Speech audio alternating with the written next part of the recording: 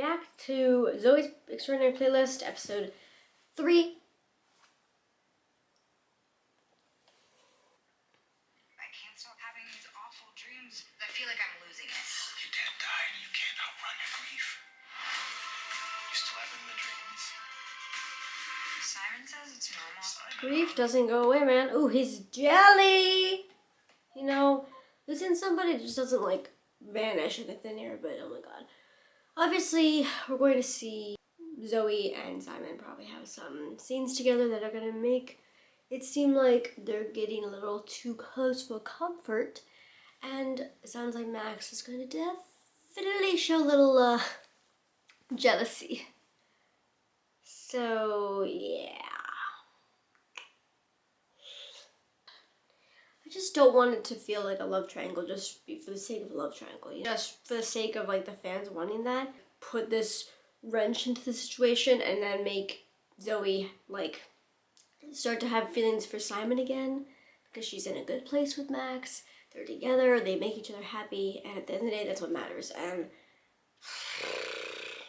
I don't know. None of us want to see a flippy, floppity kind of back and forth situation with either of these guys. Like, neither of them deserve this, especially Max, though, honestly. Anyways, but I mean, Simon was engaged. You know, he knew better, and he still pursued Zoey, and he knew he shouldn't have.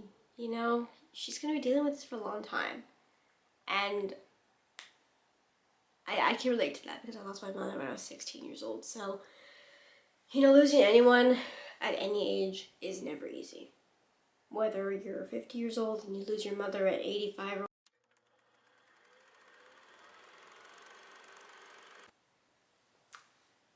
that was a really good episode of Zoey's Playlist. Where do I begin? I loved the emotional turmoil that Zoey was going through because I felt that deeply, you know, and dealing in this anguish. You know, brings me back to those times where, you know, I mean, I've had dreams and woke up crying, you know.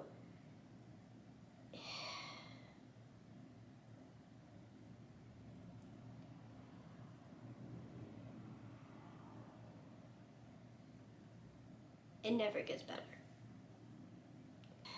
Losing somebody isn't just losing somebody. It's losing a part of your life, it's losing a part of yourself, it's losing a part of your soul practically. And I think my biggest pet peeve about this episode was that they made Max seem like a passive-aggressive character. I mean, it's like the writers want me to not like Max. Like, the writers are wanting us to dislike him. And, I mean, at the end of the episode, we finally see some real emotions from him, and he feels like he doesn't understand what's happening with her. But it doesn't take a genius to figure out, like, just look at her. Look at her, and you can see what's going on in her, you know? She doesn't have to tell you every little detail. And I mean, by the end of the episode, she opened up more. I really liked also the dynamic of Maggie and Emily's sister. I liked that. I mean, honestly, I'm a very creative person. It might not seem like I am, but I am. But I really liked that she helped Maggie to kind of just like loosen her up and get her creative juices flowing. I think that really helped Maggie to do her best work, I should say. So I love the scenes where, I mean, they were very heartfelt and emotional. When Zoey would fall asleep, she would be in this nightmare and singing this song and dancing, and oh my god, like, I loved the dancing in those clips, and I even liked this song that she was singing and all the emotion that she was, you know, conveying and stuff. It was very emotional and very raw, and I love that kind of stuff. And I think my favorite thing about this episode was definitely the psychological aspect of her grief. And as much as I didn't like Max in this episode, I I think he kind of was supposed to be more of like a normal person who hasn't really dealt with death in her life, trying to understand what she's going through, trying to make her open up. I think sometimes Zoey forgets that just because she knows how other people are feeling doesn't mean that people know how she's feeling. Because she might be a lot, like I can be sometimes, but I think she kind of brings this like refreshing creativity and refreshing kind of positivity to the cast, in my opinion. I mean, Zoe's definitely more of a positive character in general, but she's definitely going through it right now. I appreciate that Simon, oh my god, they made Simon so like perfect in this episode. Like, he was like right there with her, giving her like advice and showing support and everything. And honestly, that kind of infuriated me because like they're obviously trying to make it seem like Max is a passive aggressive douche practically, and that Simon is this like Prince Charming who's gonna save her and support her and help her with all this. And like Simon understands what she's going through. Having that is very important, especially with somebody as close to you as a parent, to connect to somebody. It makes me think of Stranger Things and how Jonathan and Nancy kind of came together and found each other through trauma. And unfortunately, I can see Zoey and Simon connecting.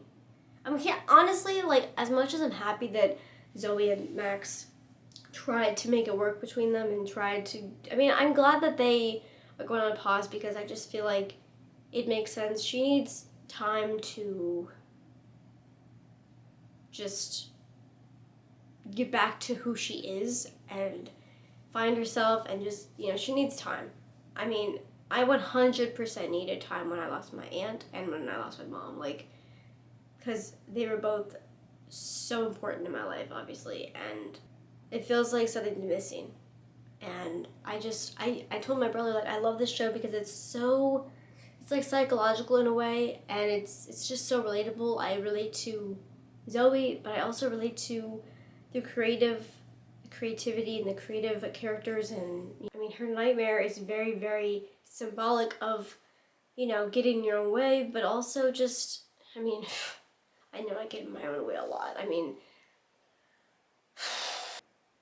because I've, wasted so much time doing other things and not working my brain, and I'm trying to work on that. I downloaded Duolingo yesterday, and I've been doing some Spanish exercises on there, so I don't know, but you guys don't care about any of this. So yeah, I mean, it was a really good episode. I felt very, very emotionally invested into it. The dance numbers were really good. They created a baseball league and called it Brogrammers. And the slogan, or logo, I should say, was like a guy with like a baseball bat. Like, these episodes feel like kind of like, I really did enjoy this episode. Sometimes we all need to be reminded that we're capable of anything we want to be capable of.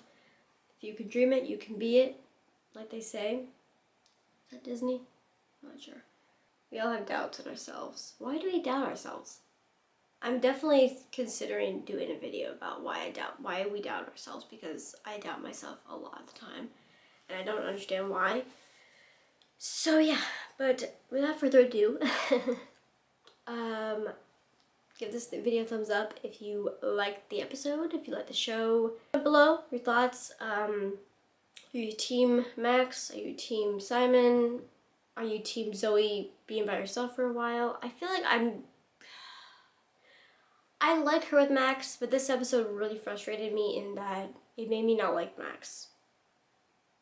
And I love Max normally, and that was kind of frustrating. Like, I feel like they could have wrote his character in a way that I still like him, but that I can understand him. Like, I feel like he was written in a way that was so unlikable that it was, like, annoying, if that makes sense. Like, you don't have to be, I mean, he doesn't have to be Mr. Perfect to be supportive of Zoey's anguish. I mean, I get that it's frustrating to have a girlfriend who doesn't say much, which, I mean, I can't relate to it because as a girlfriend, currently I'm a freaking open book practically, but I mean, I get, like, you know, having somebody in your life who's very important, like a girlfriend or boyfriend, and not being able to understand what they're going through because they don't talk to you enough and they don't open up to you, and I get that.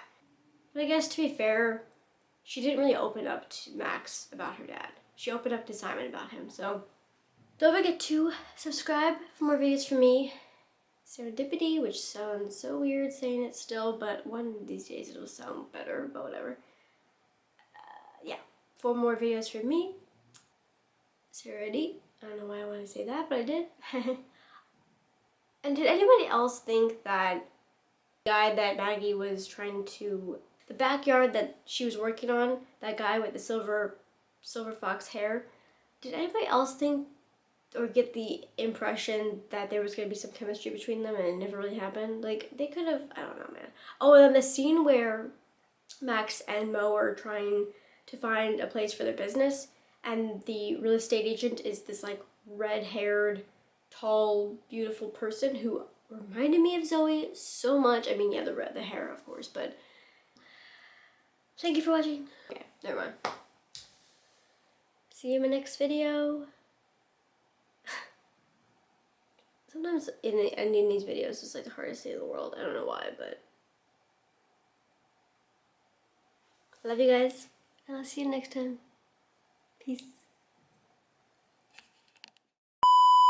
So, I don't know why I brought that up, but I felt like it, so my finger hurts. Okay, before I ramble on and on and on and on. I can't think of her name right now. Off the top of my head. What is it? I can't think of it. I doubt that I'll be able to actually teach them things, because I mean, what if I'm a freaking stupid moron by the time I'm a teacher, looking very prick or phallic-esque, and I was like, oh man. Sometimes these, even if you haven't not watched the show, let me know what you guys think of. If you want to watch the show, let me know, whatever. I don't know. Okay, before I talk about this for 15 million years and open up 15,000 motherfucking dicks. Okay, I don't know what I'm saying, whatever.